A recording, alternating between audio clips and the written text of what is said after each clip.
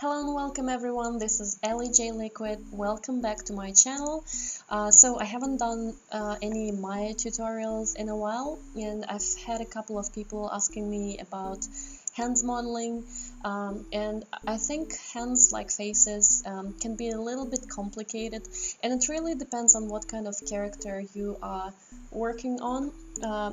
For me it's usually much easier to actually um, model something in ZBrush, and then I would take it back into Maya and retopologize it in there, because you have that really nice looking mesh, and all you have to do is to just figure out where you're putting your new polygons, and I think it's just generally much simpler. But if you are just trying to model a really simplistic, not super high poly hand for your character, and especially if you're trying to connect to connect the hand, the wrist to the rest of the geometry you have for the arms, you kind of want to keep it quite low poly. You don't really want to end up having like 40 polygons going around, because normally we are trying to keep everything quite low, I suppose.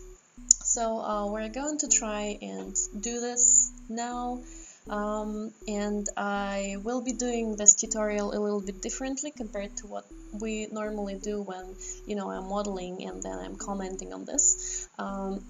This time I've done the recording already, and I'm just going to be doing a little bit of voice overlay and explaining what I'm doing. But basically, this way the videos will be much shorter, maybe a little bit more precise, and I can speed them up as fast as I want. For example, with those ones I just went with speed x4, and I can walk you through what I'm doing. And I want to mention that it's definitely not the supreme, or probably not the finest method of modeling hands, but it does the job. And when you finally go into rigging and you rig it, you have some edges to work with. You can assign your weights, and you will get okay deformations. Sometimes maybe you want to add a little bit more of this area and kind of just have this loop going around the thumb. With this particular model, we'll just have a loop going around here, so you can still have some sort of deformation happening for the thumb, and the thumb is positioned in a way where it's a little bit more realistic in terms of I guess how the biology works. So we have the thumb kind of sitting a little bit below the overall surface of the arm. So we'll try and do that. Cool, so let's get on with this. Okay, so let's take a look at what I'm doing here. So you will see that I'm just showing you a model I previously did, just to take a look and see what's the best way, I guess, of doing this was for me. So as you can see, I'm starting the next one with the cube, and then just kind of shaping it up a little bit. So changing the form, and then using the edge split tool, and you can of course use your insert edge tool over there. As well, this one is just quite nice because it lets you put edges kind of in the same distance from each other. And this is where I'm actually creating fingers. So decided to go with quite a boxy setup. With the previous arm that I showed before, I was actually using, I think, something like 8-sided cylinders, but decided that it was not really needed. It's usually better to go with something quite simple, because in Maya it's really easy to overcomplicate things, and you probably know it by now. That if you want to make 1 million polygons, well, not 1 million, but it's actually really easy. So I'm going with something quite simplistic, and you will see that I'm trying to, I guess, just change the rotation of some elements, because if you think about how our hands are constructed naturally, we have that kind of nice slope going from this finger and down to the last one. And again, I'm just getting rid of some polygons that I don't need.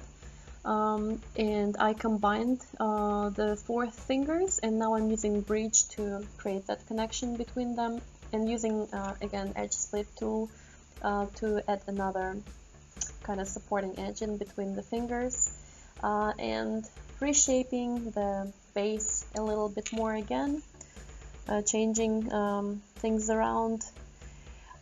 It's always a good idea to, look at things from different angles in Maya, so I normally do that. And over here, I think I'm just trying to scale things a little bit so that they're not as boxy. And this is always a good idea to utilize the geometry you have. And over here I'm trying to create the connection between the fingers, so to establish it a little bit more. So you will see that I'm extruding from the edge. We'll see it with this one. So extrude, reposition the vertices, and then reposition them, and use the merge tool to combine them together again.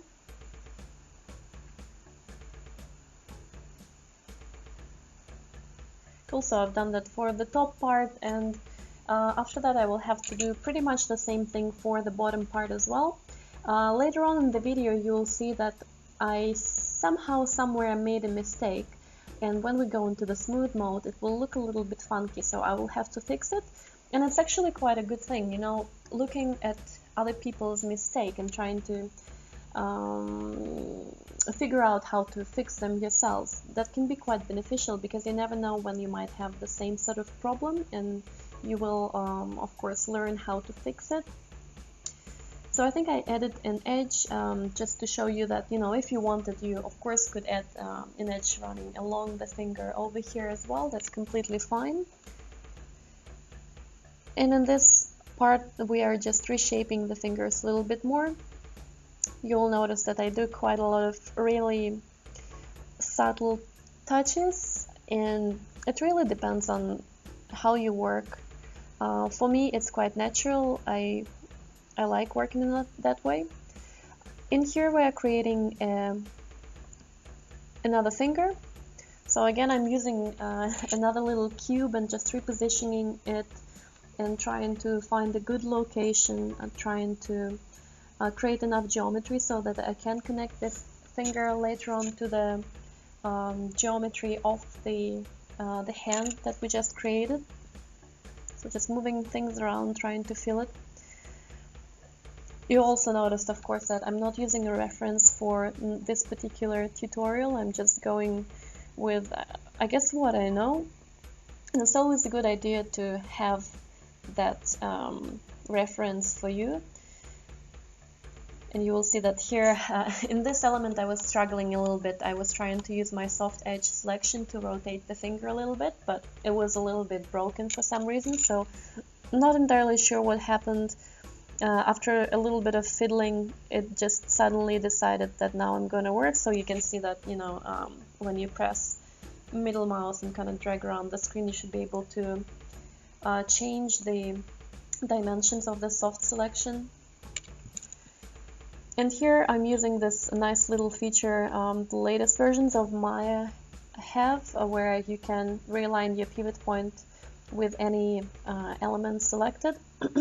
Sometimes it can be quite cool, especially when you're trying to, I guess, have that really interesting type of axis, so you don't want to go with your world mode or your object mode or anything like that. So it's just as simple as pressing D when you're in element selection mode. So over here I'm just trying to connect those elements together, so I did a combine. And now using target belt. Again, I apologize if this video is going to be a little bit too fast, so I'll have to kind of figure out if it's working for people or not. I can always, change the speed later on for other videos. But I'm just curious that maybe if you are quite familiar with my commands, it might be much nicer when you can just watch the overall logic of the process. So this was I guess a little bit of a challenge for me, trying to figure out what I'm connecting to what. And you will see that I decided to go with a couple of triangles because when I was smoothing I wasn't seeing any nasty deformations, and I think it's gonna actually look quite nice when you start animating, and especially if it's, you know, a low poly-ish character and you don't want to go super high detail with high realism. You don't really need to worry about your hands too much. You will see them on the screen not for that long, you know. And I think this is one of the parts where I'm trying to again figure out what I'm connecting. I'm trying to keep the base over here at I think it was 10 polygons going around the wrist.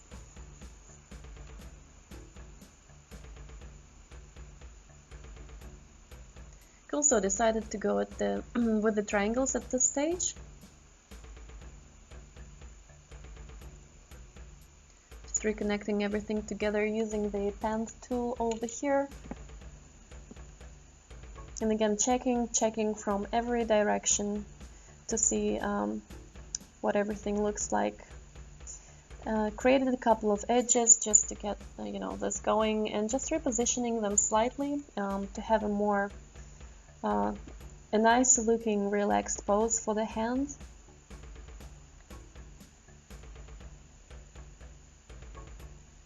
And this is what I mentioned before, where you see that I have some problems with the way my model is connected. Same on the other side, so not entirely sure when exactly this happened, but normally when this happens, it means that you have to delete a couple of polygons and just recreate them if you can't see any problems, like you don't have any double vertices or double polygons sitting on top of each other. Sometimes polygons just go bad, so go delete those ones. You will see that this is what was causing the problem, so this little line. I've seen that happen to people before, and it's really hard for me to figure out what actually causes this.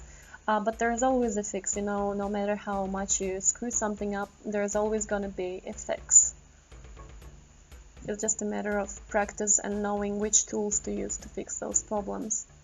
So that's why I thought it would be quite a good idea to show you that, you know, I've been using Maya for so many years now and I still struggle sometimes. It's unavoidable. And I'm just reshaping the hand here, just adding a little bit more volume. And again, if you wanted to add those edges running along, you can, especially if you have a more dense geometry for the arm itself.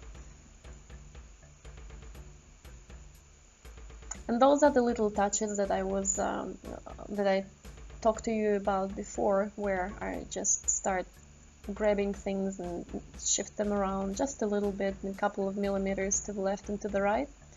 And this is used to create nails, fingernails, and it's not going to look again super realistic or anything like that, but it will give just a little bit more definition to the fingers. If I wanted to create something a little bit more high poly, I would probably spend much more time on the nails as well. And plus remember that once you texture your model, it's going to look much nicer, because we're just using the standard Lambert material, right? So it doesn't look like much, not that much to look at all. And what I like about this, even though I could add much more geometry to this, but for me, I guess the simpler the model is, the easier it is to work with it later on. Especially when you're doing weight painting, for example, later on. It might be quite nicer to work with less geometry than more geometry. And over here I'm just shaping my fingers a little bit more. I'm trying to recreate this effect where, you know, your finger is kind of pointing towards the middle finger over here, so you will see that there is this kind of like slope happening. So I was working on this for a little bit, and those are really slight changes. So I know a lot of people like grabbing vertices and just smoothing them really dramatically around the screen. So it's not always needed. There's a lot of subtlety that you should be getting accustomed to when you work in Maya, when you work on modeling anything.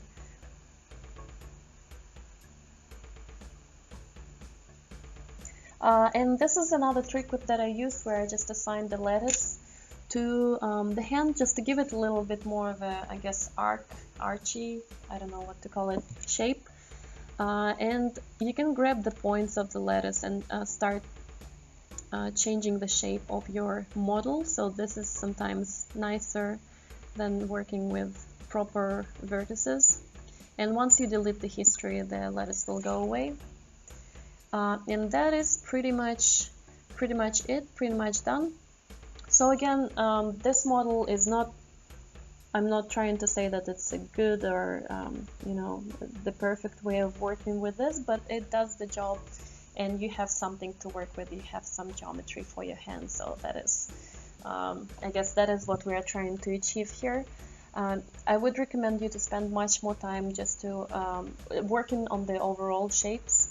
And as I mentioned before, you can always add a little bit more geometry just running around this area. And if you wanted potentially a little bit more geometry over here. But this way it's, you know, simple and easy, and it gets the job done. So I hope that was useful. And please leave a like if you enjoyed the video, and I hope to see you soon.